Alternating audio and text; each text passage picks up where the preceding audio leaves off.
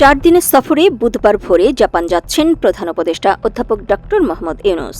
দেশটির টোকিওতে অনুষ্ঠেয় নিক্কেই ফোরামের সম্মেলনে অংশ নেওয়ার পাশাপাশি বিভিন্ন দেশের রাষ্ট্রপ্রধান ও গুরুত্বপূর্ণ ব্যক্তিদের সাথে বৈঠক করবেন তিনি।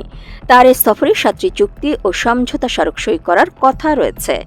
জাপানের শ্রমবাজারে বাংলাদেশের দক্ষ কর্মীদের জন্য খুলে যেতে পারে সম্ভাবনার নতুন সুযোগ। প্রধান উপদেষ্টার জাপান সফর নিয়ে ভারপ্রাপ্ত পররাষ্ট্র সচিব রুহুল আলম সিদ্দিকী জানান, প্রধান উপদেষ্টা 28 মে ভোরে একটি ফ্লাইটে ঢাকা থেকে হংকং হয়ে টোকিওর উদ্দেশ্যে রওনা দেবেন। 29 মে জাপানের টোকিওতে অনুষ্ঠেয় 30তম নিক্কেই ফোরামের সম্মেলনে যোগ দেবেন প্রধান উপদেষ্টা। বৃহস্পতিবার বিকেলে জাপান বাংলাদেশ পার্লামেন্টারি ফ্রেন্ডশিপ লীগের প্রেসিডেন্ট ডক্টর মোহাম্মদ ইউনূসের সঙ্গে সৌজন্য সাক্ষাৎ করবেন। পরে প্রধান উপদেষ্টা তার সম্মানে নিপ্পন ফাউন্ডেশন প্রেসিডেন্ট আয়োজিত একটি নৈশভোজে অংশ নেবেন, যেখানে জাপানের রাজনৈতিক এবং ব্যবসায়িক নেতৃবৃন্দ উপস্থিত থাকবেন।